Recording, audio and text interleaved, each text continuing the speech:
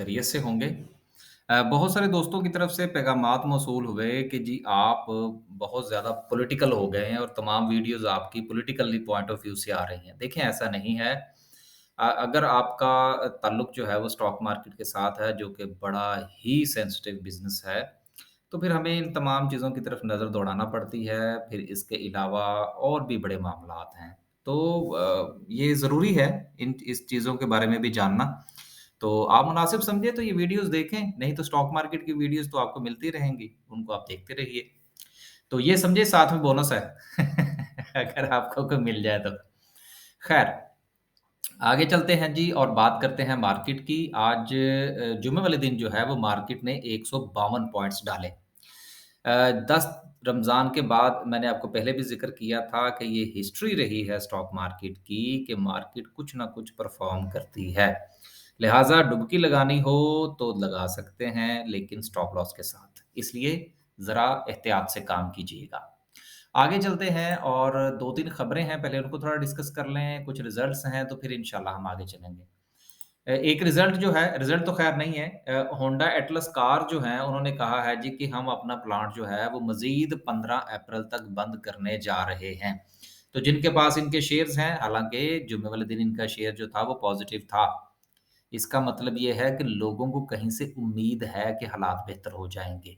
लिहाज़ा जिनके पास है, अब वो सुकून कीजिएगा, कुछ नहीं होता। जो होना था ना, वो तकरीबन-तकरीबन माफ़ कीजिएगा, वो हो चुका है। अगला रिज़ल्ट जो है, वो सर्विस इंडस्ट्रीज़ का है।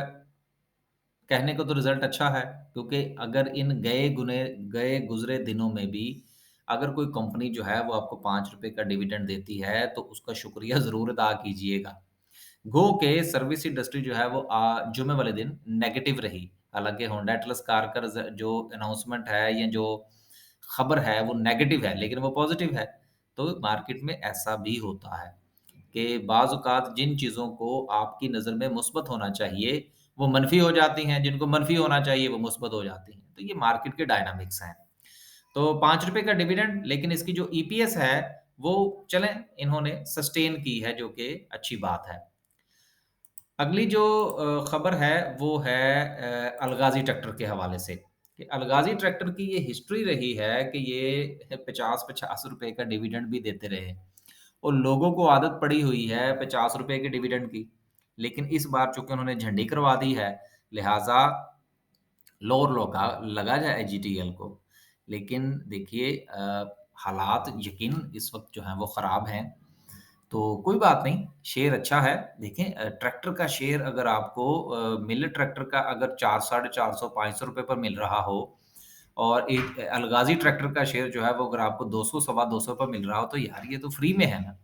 हालात तो जो है वो अच्छे और बुरे जो हैं वो आते रहते हैं, तो चलता है ज़िंदगी के साथ-साथ। इन बेचारों के साथ हुआ ये है बेसिकली कि एक तो इनकी ईपीएस कम हुई है, तकरीबन कोई 25 से 30% और दूसरा ये है कि अगर आप इसको डॉलर टर्म के अंदर अगर देखेंगे तो बेड़ा ही गर्क हुआ है।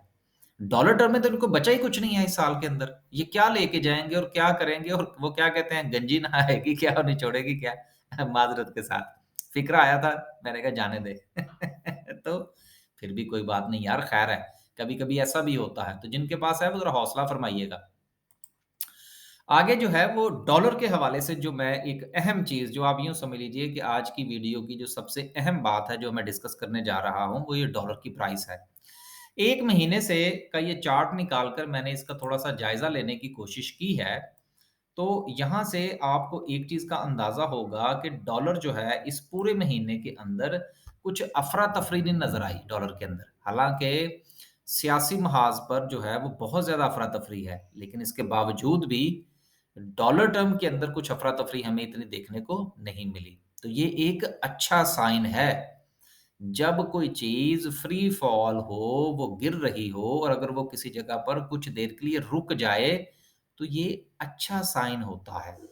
इकोनॉमी के लिए जो लोग अब बहुत सारे दोस्त ये सोचेंगे कि जी इसको डिस्कस करने की क्या ज़रूरत है? यार देखिए, सियासी मामलात हों, मुआशी मामलात हों, इंटरेस्ट रेट हो, अगर आपको इन चीज़ों में दिलचस्पी नहीं है, तो आप स्टॉक मार्केट का काम ना कीजिए, नहीं तो उड़ जाएँगे। आप कोई और काम कीजिए।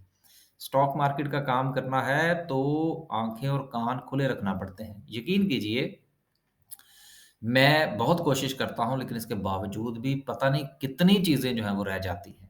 जो बाद में जो है वो समझ आती है, ओहो यार! ये भी रह गया देखने वाला, ये भी रह गया पढ़ने वाला। तो इसलिए ये बड़ा मुश्किल काम है। तो इसलिए आप इन तमाम चीज़ों पर नज़र रखिए। मैं जिस बात की तरफ इशारा करना चाह रहा हूँ, वो सस्टेनेबिलिटी है इकोनॉमिकली। एक इंडिकेशन दे रहा हूँ यार, इसका ये मतलब नहीं है कि आप इसकी बुनियाद पर जो है वो डिसीज़न लेने शुरू कर दें। यूँ समझ लीजिए कि एक indicator dollar point of view से जो नेगेटिव था, अब वो न्यूट्रल पे आ गया है। यानी कि वो पॉज़िटिव भी नहीं है, तो नेगेटिव भी नहीं है, किसी जगह पर खड़ा हो गया है। तो ज अगर खड़ा रहेगा, तो यकीनन जो है वो हमें कैलकुलेशंस करने में आसानी होगी। आगे चलते हैं जी और बात करते हैं कि मार्केट की क्या सिचुएशन रही।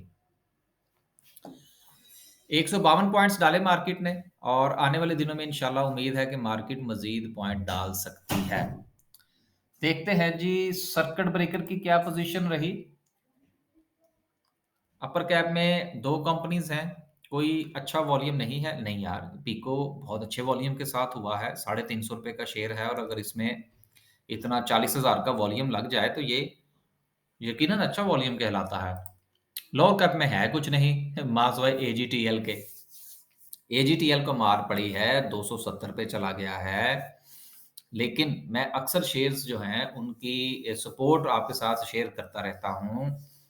₹230 जो है वो एजीटीएल की एक अच्छी सपोर्ट है, बिल्कुल उसी तरह से ही जिस तरह मैंने पाकिस्तान ऑयल फ़ील्ड की सपोर्ट आपके साथ शेयर की थी, बैंक इस्लामी पाकिस्तान की सपोर्ट शेयर की थी, तो मैंने कहा ये भी मैं शेयर कर दूँ, ताकि जिनके पास है उनको भी थोड़ा-सा हौसला हो कि अगर ये गिरता है तो देयर इज़ अ चांसेस कि कहाँ तक जा सकता है। आगे एक बात मैंने और डिस्कस करना थी और वो ये थी कि एक दोस्त हैं, उन्होंने ऑड लॉट के हवाले से मुझसे सवाल पूछा कि जी मैंने पूछा था कि ऑड लॉट किसको कहते हैं और इसके बाज़ औक़ात ऑर्डर नहीं लगता, इसकी क्या वजह होती है? देखिए, ऑड लॉट का मतलब होता है किसी के पास 1, 3, 5 शेयर्स मौजूद हों। पाकिस्तान स्टॉक मार्केट के अंदर जितनी भी कंपनीज़ ट्रेड करती हैं, उसमें ज़्यादातर 90% कंपनीज़ ऐसी हैं जिनका लॉट साइज़ होता है। मसलन 500 से ज़्यादा शेयर्स 500 से कम शेयर्स जो है, वो आप खरीद नहीं सकते, बेच नहीं सकते रेगुलर मार्केट के अंदर। लेकिन एसएनजीपीएल है, उसका 1 शेयर भी आप बेच सकते हैं रेगुलर मार्केट के अंदर।